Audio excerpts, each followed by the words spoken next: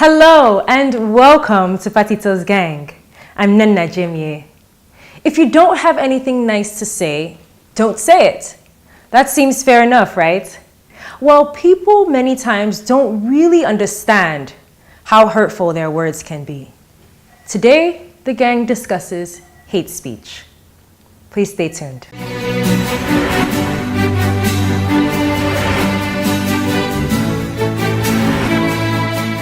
What started as a joke 2014, yes, before the 2015 elections, has now become a law. It's trying to become a law. The Senate is about to debating the issue of hate speech, we're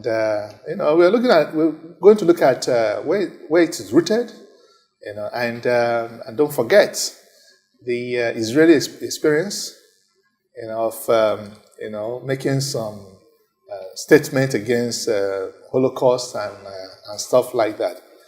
I remember, when I was living in Canada, that a secondary school teacher, told the pupils that the Holocaust did not happen and 6 million Jews were not killed. And the next day, the Zionists, got together and demanded for the school teacher to be sacked. He was relieved of his job, he stopped teaching, and I'm not sure anybody was able to employ him. Now they were considering a Senate before the Senate that anybody caught making his speech will have the hangers noose over his neck. Well, I don't know how that can be sustained. That's what we're looking at this moment. Gentlemen, if you said that, you remember before that 2015 election, former President Jonathan was called clueless. I remember in one of these TV stations, a national TV station, NTA to be specific, where Lai Mohammed and Olisa Metu, both spokesperson of the PDP and APC, I had to, moderate that kind of this. And I told them, look, this thing you people are saying about hate speech, especially Lai Mohammed, you're using hate speech, such speech to capture power. What? When you get to power, the same thing will made out to you. So the thing is that I made that comment that I have never seen in my entire life the most abused president, as Jonathan was abused. I've never experienced it. Such words that could not be used. And I told Lai Mohammed, I said, look, we have to respect that seat, not the person, but that seat, that president's seat. You have to respect it. You have to mind the words that you speak, the power of words, so that it will not be meted out. Eventually, when you take over power, the same thing may be meted out. How are you going to handle it? And as a good prophet as I am, the thing is happening to Lai Mohammed now. You are not a prophet. I'm not a prophet, but I prophesied. You are prophesying. Yes, I prophesied then. And, that's why I say, as a good prophet, my prophecy came to pass. Seriously speaking, my intervention, without necessarily labeling this as Jonathan, or is it going to be Buhari as we have it? I don't know who is going to be there, tomorrow, is the fact that the principle of hate speech has not percolated and has not been understood, has not been assimilated by people. Clearly, the United Nations, I think there was a committee of the United Nations that looked at the total elimination of racial discrimination amongst people in 2013 or 2014, thereabout, made mention of a lot of the things that you have said now, which are oral speech that is made that tends to incite people. Yes. But long before then, I think NESA, that talked about not just oral speech, written, and even talked about symbolism, gesticulations that you put into the public space that cause people to do the negative that would have been intended for society. Holocaust, like you said, the Nazi thing, agreed. The Serbia wars and all the things that went and close home in 1994, the Hutus and the Tutsis. Rwanda. That went on. As a matter of fact, the Nigerian Civil War, Nigerian Biafran Civil War, elements of hate speech, but not such that at least we even have as at what we are having today. I would rather say people have learned nothing like the Bourbons of France, and they have forgotten nothing. Whatever it is that you do today, of course, we'll always have a way to come and haunt you. Especially, I am a very good student of corporate governance, whereby corporate governance is such a fair thing that tells you there are certain limits that you should go. There are certain rules that you must be seen to be following. Fiduciary responsibilities. And if you don't follow them, you are out of the roof. What has happened in our climb and in our polity is that people have gone away with these blue blood murderous acts, and they still win elections. They still come back because of the lopsidedness that we have, because of the lack of leadership, and because of the lack of good followership. I think let's take it up there from you. Yeah. The issue of leadership, failure of leadership. And this is actually where I come in. Let's try to relate hate speech and hate action. Are they related?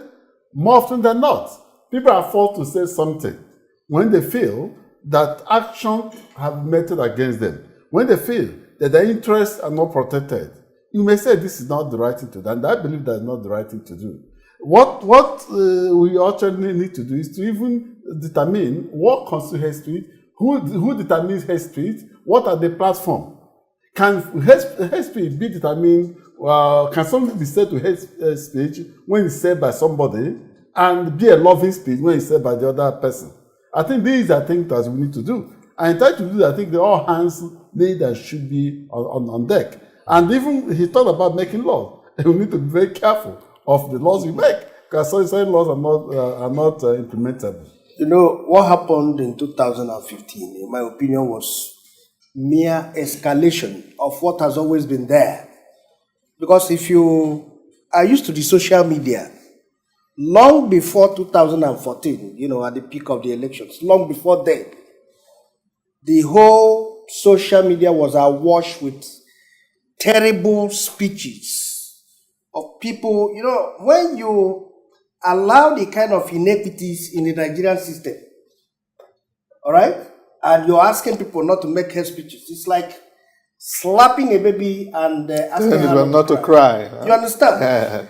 You see, the system is so convoluted. You understand that in a way that you cannot. You know, some people, they look at some people, they say, I'm suffering because I belong to this tribe, and the other man is thriving because he's from the other tribe.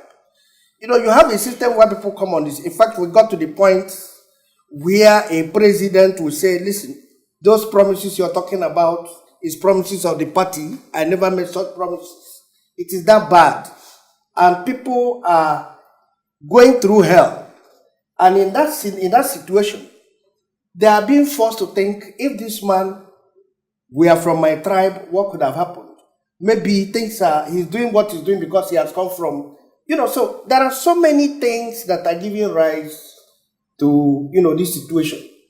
And then came 2015, because you had a president, I've always avoided speaking my opinion about the man Goodluck Jonathan.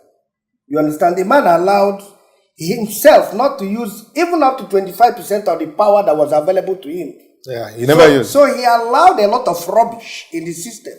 And people took advantage of that to ride heads over him and then say they're in power and all that. So that's for them to say to the politicians. There is a common denominator. So, sorry, but what I want to say, like my brother have just pointed out, anybody who is talking about a law against hate speech must be very thorough to determine what constitutes hate speech and what constitutes people's sincere opinion about the situation in this nation. On that note, we have to go on a short break, and when we return, we'll pick it up from there to being able to differentiate what constitutes hate speech and ordinary comment.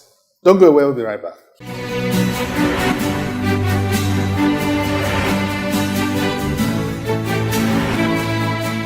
The gang makes a striking point.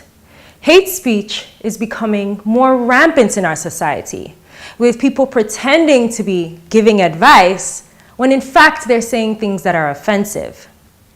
What is your perspective? We'd love to hear from you, so let's take it to the streets. When the government is saying that way, it will be reduced. We don't want people that are just striving to get there. The cause of hate speech is as a result of the failure of the government, because if the government is performing its duty, hate speech wouldn't have been speculated in every quarters of the nation. But because there has been disappointment on the part of the performance of the government, that is why so many people are voicing out to say what they feel or saying what they believe about the government. Enacting a law that will punish offenders or punish those who say something that is contrary to the government is not the way forward, because government needs such people to really sit down and do what is really right and necessary. But when they start punishing the offenders, thinking that punishing offenders will make people keep quiet, they are making the wrong decision. If you look at the last government, they utilized those speeches that they were hearing from people to do the right thing, because towards the end of the government they were able to do one or two things that was able to put the government on the right track, though it was too late for them. But these governments are wrong entirely, are very, very wrong. I'll make myself clear, they are very, very wrong to antagonize anybody and to fight anybody that is saying something against the government. If we say we're practicing a democracy, we should be open to every form of criticism. Every form, and I mean every form of criticism. So long as it delivers a message. You know, when you look at it, people might be coming from, you know, a position of anger, bitterness. Maybe their children have not eaten for the last 3 days. And you expect them to use a much kinder word to criticize the present situation in the country. I don't think you get something pleasant from the lips or the mouth of a hungry man out there on the streets. So when we look at this thing called hate speech, we look at the background, we look at what the people, the pulse, feel the pulse of the people.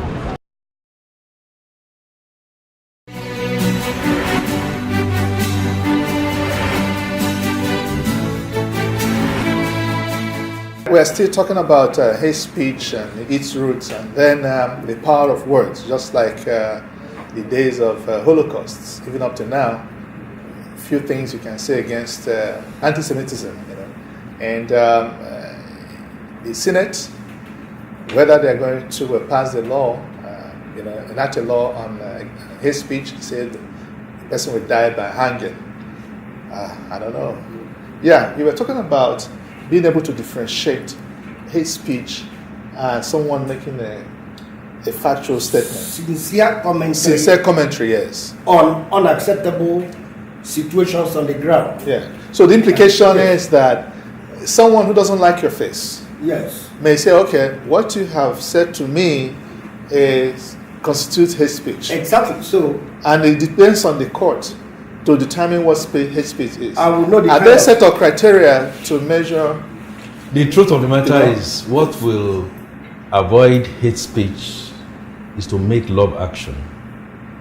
Let your action and inaction be able to be a res ipso facto. You should be able to speak for themselves. If you are governing and if you are a politician, if you are a leader at the local, state, and federal government levels, let your action be that of developmental leadership. finish. How have you, like Caesar's wife, been able to, we come to see you as being above board? Yeah, but And if you are not able to be above board, there is no way people will not have their dissenting opinions, which, if you are not careful, you may not be able to draw the line that issue between of good governance. Yes. That issue has to do with being a statesman. That issue that has to do with being a patriot. The issue is that, as you said, and it is true, that people tend to react negatively and do things that they should not do when they see themselves being treated unjustly. When equals are unequally treated, they are bound to be a problem. I think that's the problem that we're having in this country. But the problem we need to know is that the issue is the problem of interpretation. Who, like I said before, who make the hate speech, who determine what's the hate speech. But the problem then is that whatever way you do it, hate speech is bad. And we need to totally condemn it. But don't forget that, as somebody said recently, that it was APC came to power through hate speech.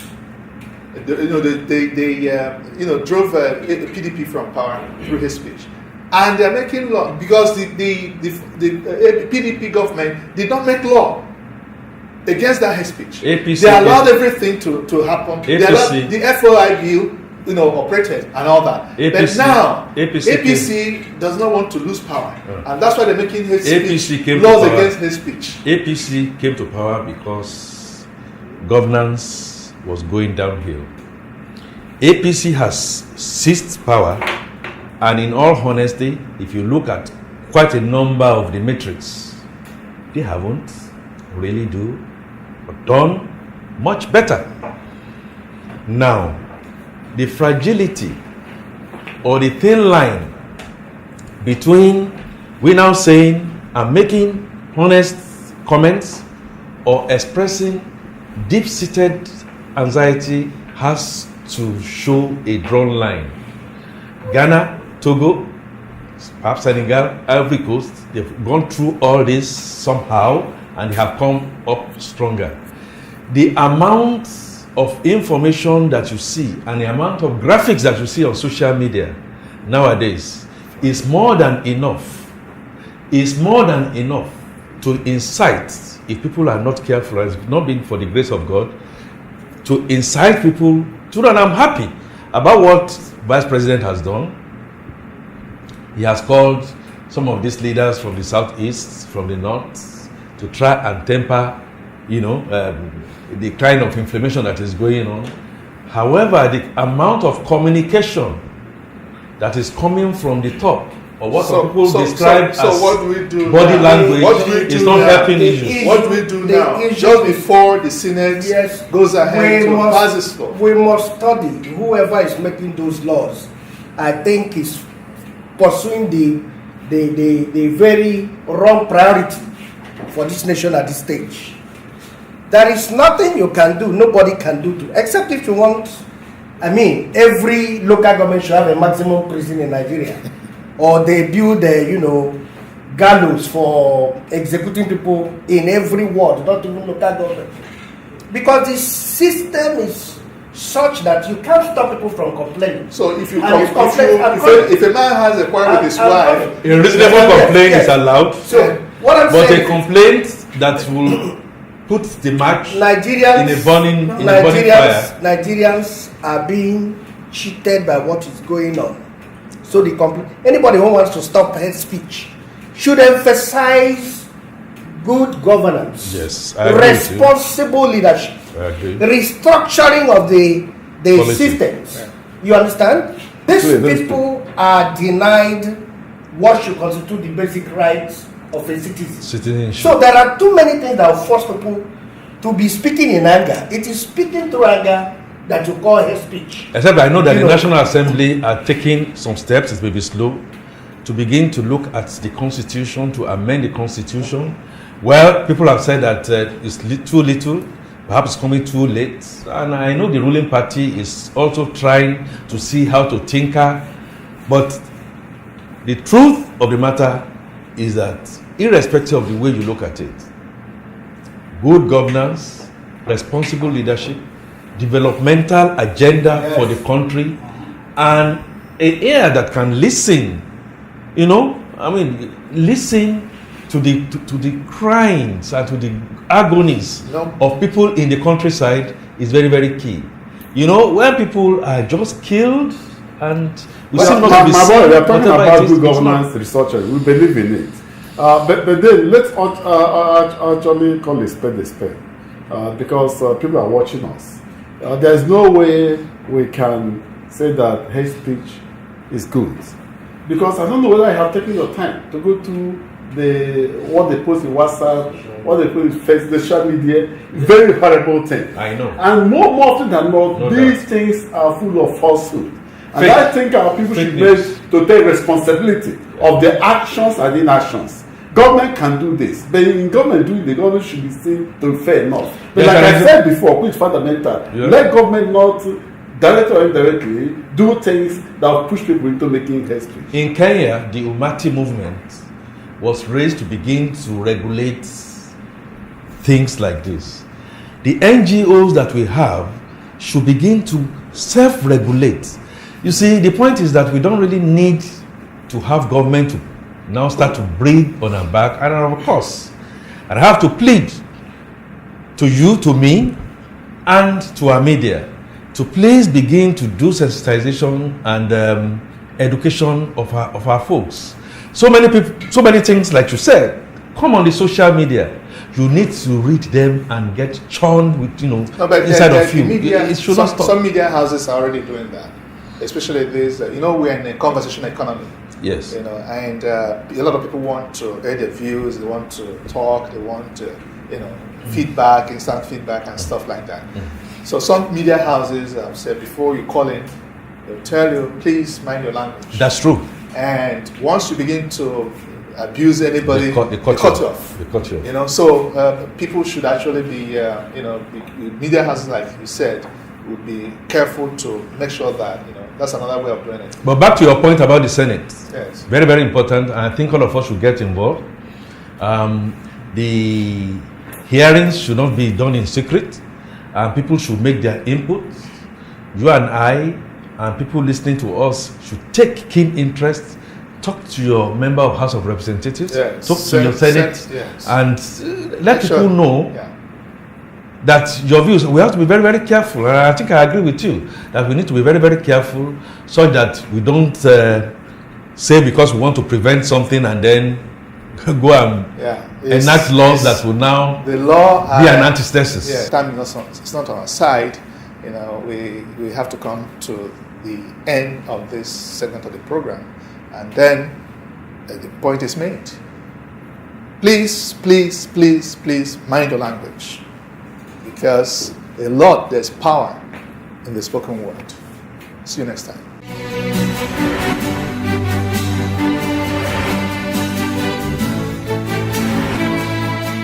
The gang urges all of us to be careful of what we say. Give constructive feedback with relevant details and love, not hate. Well, that's all that we have time for today on Patito's Gang. Thank you for joining us. We hope you found today's episode to be informative and enlightening. Join the conversation. Follow us on all our social media pages displayed right there on your screen. I am Nenna Jemie. And until next time, take care and be well.